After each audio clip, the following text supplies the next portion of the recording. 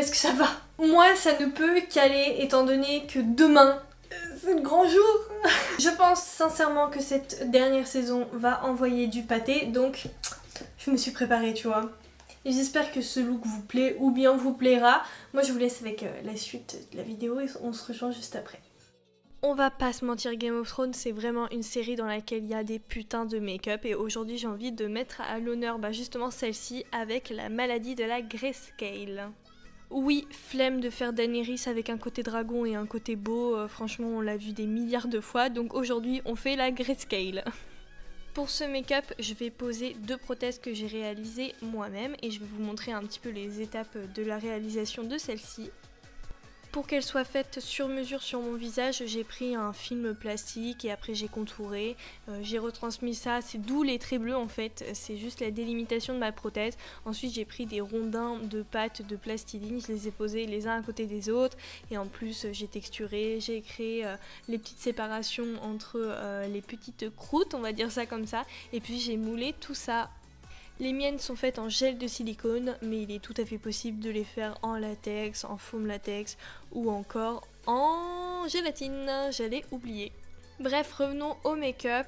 Bien sûr, ça faisait quelques mois qu'elles étaient prêtes, ces prothèses, donc il fallait que je les nettoie. Je les nettoie tout simplement à l'alcool 70, devant, derrière et sur mon visage.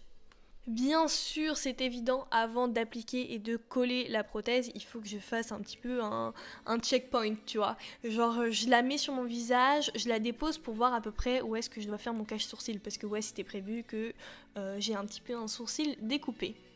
Étant donné que vous avez devant vous une grosse flemmarde, j'ai oublié et je n'ai pas commandé la colle adéquate pour faire les cache-sourcils.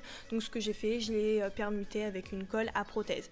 Je peux le faire, bien sûr, vous pouvez le faire avec les colles à prothèse, la Pro Z, tout ce que vous voulez. Mais sachez que si vous faites ça, c'est à vos risques et périls si vous n'avez pas de démaquillant adéquat. Moi j'en ai, donc aucun risque. Bref, je pose ma colle, je mets du correcteur et je fixe tout ça avec une poudre que je kiffe, la RCMA.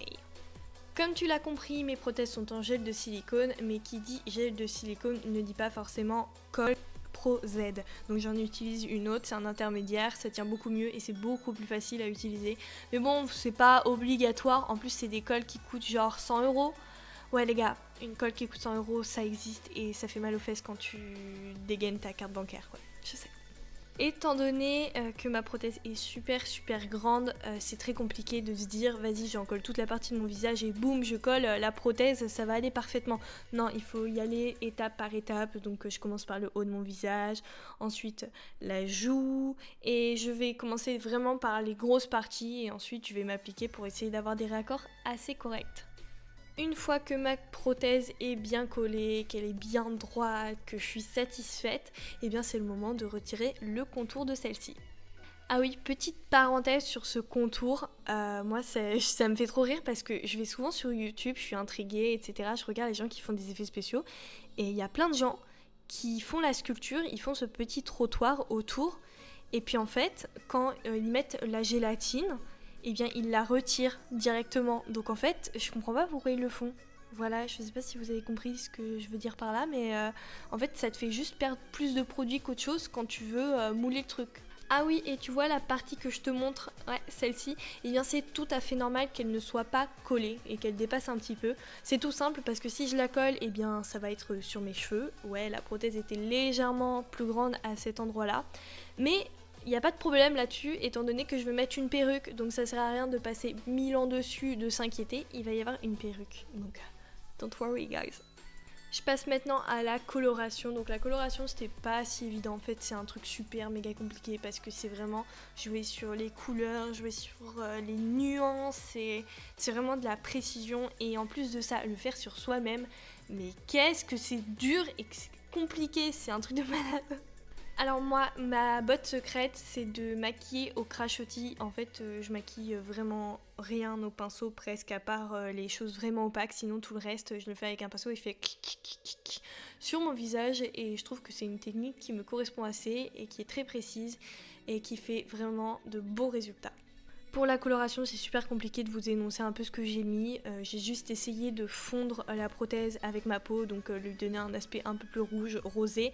Et ensuite, j'ai coloré en gris, en noir, de manière à représenter un petit peu les pierres dans la série.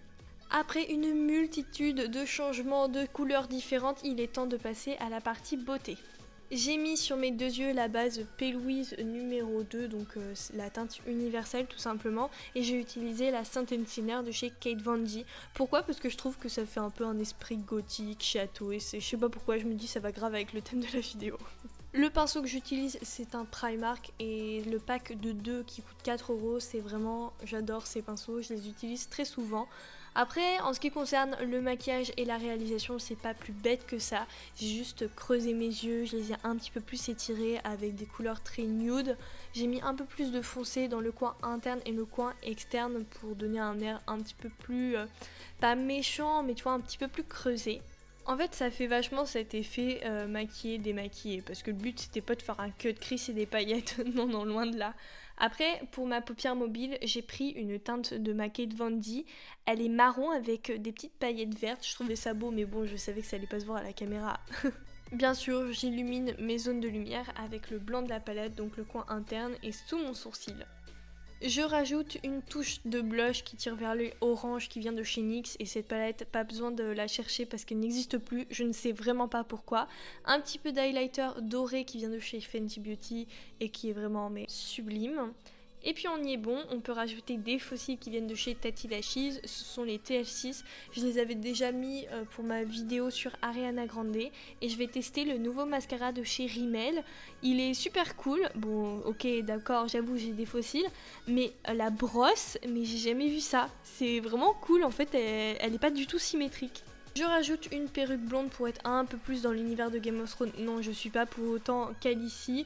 Mais bon, j'aimais bien, j'ai fait des petites tresses, j'ai mis un rouge à lèvres mat nude et le look est maintenant terminé. Ça y est, cette transformation est enfin terminée, j'espère qu'elle t'a plu. Si c'est le cas, n'hésite pas bien sûr à mettre un petit pouce vers le haut, à t'abonner à mon Instagram, à t'abonner à ma chaîne, et ça me gratte grave, c'est horrible. Petite parenthèse pour vous dire encore un grand merci au niveau de ma série sur les sodas. Merci, ça fait trop plaisir, je vous jure, c'est ouf. En tout cas, moi, je vous fais plein de gros bisous, comme tout le temps. Et si vous avez bien sûr des idées à réaliser, eh bien, ça se passe dans la barre au niveau des commentaires ou bien sur Instagram. En tout cas, moi, je vous fais des gros bisous et on se dit à très bientôt pour une prochaine vidéo. Bye bye! Ils sont où mes dragons, là?